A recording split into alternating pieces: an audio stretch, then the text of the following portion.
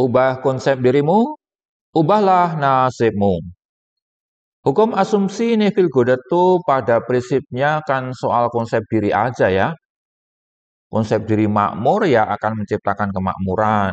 Konsep diri gembira ya akan selalu menemukan kegembiraan dalam segala situasi. Konsep diri dicintai ya gampang mendapatkan persahabatan dan kasih sayang. Konsep diri. Tapi panjenengan iki angger takon sik diributi kok mesti mung soal-soal carane afirmasi, terus carane scripting, lalu imajinasi biar jelas bagaimana. Halah halah halah, biung, aduh biung. Ayo ubah konsep diri panjenengan dulu, maka semua proses manifestasi akan berlangsung secara positif, mudah dan melunyum. Ikuti penjelasan Pak Lang. Konsep diri positif akan menciptakan pengalaman-pengalaman positif. Sebaliknya, konsep diri negatif akan menciptakan pengalaman-pengalaman negatif. Nah, konsep diri inilah yang menjadi kuncinya prosedulur. Konsep diri akan mempengaruhi secara langsung cara panjenengan merasa, cara panjenengan berpikir, dan cara panjenengan bertindak. Itulah prinsip penting manifestasi dengan hukum asumsi Neville Goddard. Nah, pertanyaannya, konsep diri itu janjane apa toh? Mudahnya, konsep diri adalah isi batin panjenengan. Panjenengan merasa apa dengan diri panjenengan sendiri? Panjenengan merasa diri kere atau merasa diri sebagai orang yang berkecukupan? Itu yang menentukan jumlah uang panjenengan di rekening. Panjenengan merasa sebagai orang terzolimi atau orang yang selalu bisa menguasai keadaan. Itu yang akan menentukan panjenengan menjadi orang kalah atau pemenang. Jadi yang disebut manifestasi itu sebetulnya pertama-tama adalah pekerjaan batin, pekerjaan dalam, atau miturut istilah Pak John Ashraf kayak jenenge inner size. Inner kan artinya menjero ya, di dalam. Napoleon Bonaparte. Napoleon Bonaparte iki janjane awake cendhek lemu. Blas ora ana potongan tentara. Tetapi punya konsep diri yang bagus, maka ia menjadi jenderal terkenal dan memenangkan banyak pertempuran. Kemudian ada lagi Pak Muhammad Ali, petinju zaman kuno. Punya konsep diri bahwa aku yang terbaik, aku adalah petinju terbaik. Maka ia menjadi raja tinju dunia yang cukup lama di kelas berat. Kemudian ada Albert Einstein. Waktu kecil beliau ini nilai rapotnya banyak yang buruk. Oke sing bijine abang. Tetapi orang tuanya berhasil menanamkan konsep diri yang positif. Nah, lihat sendiri, bareng dewasa Pak Einstein menjadi orang hebat terkenal sedunia kan? Nah, dalam pelajarannya Mas Neville Goddard, panjenengan diajarkan untuk menciptakan hidup baru. Pertama-tama itu dengan cara mengubah konsep diri. Caranya gampang janjane, tapi yo gampang bagi Pak Lang ya, tapi mbuh bagi panjenengan. Caranya ya kuwi terimalah keadaan yang baru itu. Maksudnya keadaan yang panjenengan karepe itu sebagai sesuatu yang nyata-nyata telah terjadi. Nyata-nyata wis kedadian. Bener-bener nyata, bukan kok pura-pura atau sekedar sebagai sesuatu yang masih diharap-harap, diharap-harapkan, bukan. Tetapi terimalah impian-impian itu sebagai sesuatu yang sudah menjadi kenyataan. Bukan berpura-pura sebagai kenyataan ya, tapi sungguh-sungguh sudah menjadi kenyataan. Ayo panjenengan nisora. Sekarang panjenengan latihan lakukan sekarang juga, detik ini juga. Maksudnya panjenengan detik ini juga itu merasa apa yang menjadi impian panjenengan itu sudah terlaksana. Panjenengan tak dongengi ya. Ibarat iki ada anak tunggal juragan minyak kaya raya, punya tambang minyak di mana-mana. Seorang anak katakanlah 6 tahun umpamanya, umurnya 6 tahun. Tetapi anak ini belas ora cekel duit. Lah cah cilik 6 tahun gua apa duit, urung ngerti duit ya. Bisa-bisa malah hilang dipakake pitik, ya kan? Demikian pula dompet ya ora duwe, rekening bank juga belum punya. Lah cah 6 tahun umure. Tetapi apakah anak ini benar-benar tidak punya uang? Benar-benar miskin karena nggak pegang uang, pegang dompet, nggak punya rekening bank. Miskin begitu? Ora.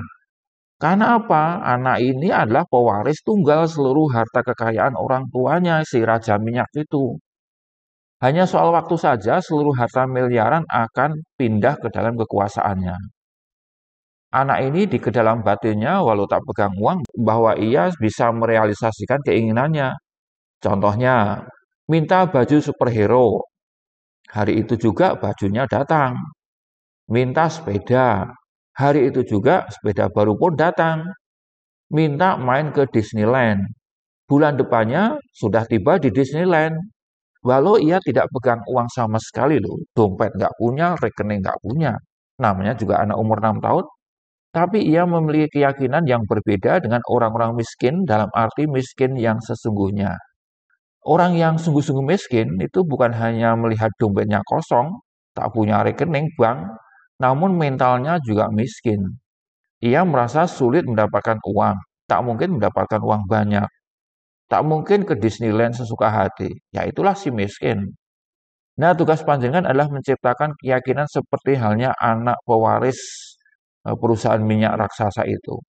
Orang cekel duit blas, tetapi merasa diri sebagai orang makmur, ahli waris dari seorang raja minyak. Tapi jujur wae Pak Lang kandhani ya, iki rada angel bagi panjenengan, utamane sing isih ajaran atau baru mengenal hukum asumsi. Mungkin panjenengan akan gresula, lah utange we gembel neng warung ngendi ngeber, sedulur kabeh diutangi, bank diutangi, koperasi diutangi, kelompok arisan diutangi. Lah kok diharapkan bisa merasa berlimpah kaya raya seperti anak juragan minyak sing disuguhi ora jamak-jamak kae. Tetapi itulah tantangannya kalau panjenengan mau berhasil dengan hukum law of attraction. Kok law of attraction? Dengan hukum law of assumption maksudnya Pak Lang. Iso ora panjenengan merasa kecukupan padahal utangnya akeh. Iso ora panjenengan merasa dikasih atau disayangi padahal orang duwe sedulur lan konco, orang duwe batur, apa meneh duwe pacar atau bojo. Iso ora panjenengan merasa seger waras padahal badannya lagi meriang, bahkan mungkin opname di rumah sakit. Lah ya iku tantangannya untuk membentuk konsep diri. Kalau konsep diri positif nggak terbentuk, ya ojo ngarep-ngarep yang positif akan terjadi. Itulah proses manifestasi yang benar. Jadi panjenengan jangan ribut soal teknik scripting, atau afirmasi-afirmasian kae. Asal panjenengan lu ngirim email, lah kok ising takoke ya ngono-ngono wae. Ana sing takon scripting sedina ping pira, afirmasi sing bener awan apa bengi, nek esuk entuk ora. Iku ora penting kuwi. Iku ora penting. Panjenengan harus fokus pada diri panjenengan. Pertama-tama pada diri panjenengan, membangun konsep diri. Bukan teknik-teknik itu. Jadi panjenengan mau afirmasi sedina ping 1 ya kena, mau ping 100 ya terserah. Mau scripting esuk ya terserah, mau sore ya terserah, mau bengi ya terserah sakarepe panjenengan. Jujur aja Pak Lang lu babal blas ora pernah afirmasi-afirmasian, scriptingan. Udah lewat yang begitu-begituan. Karena apa? Karena teknik-teknik itu kan janjinya tujuannya sekedar untuk membantu mengubah konsep diri itu. Bukan mengubah saldo rekening ya. Mana ada saldo rekening berubah gara-gara scripting atau afirmasi atau visualisasi. Yang ada saldo rekening bisa berubah ya gara-gara hasil jualan panjenengan yang meningkat. Hasil penjualan meningkat itu gara-gara keberanian panjenengan melakukan prospek meningkat. Nah, keberanian panjenengan meningkat gara-gara konsep diri yang baru.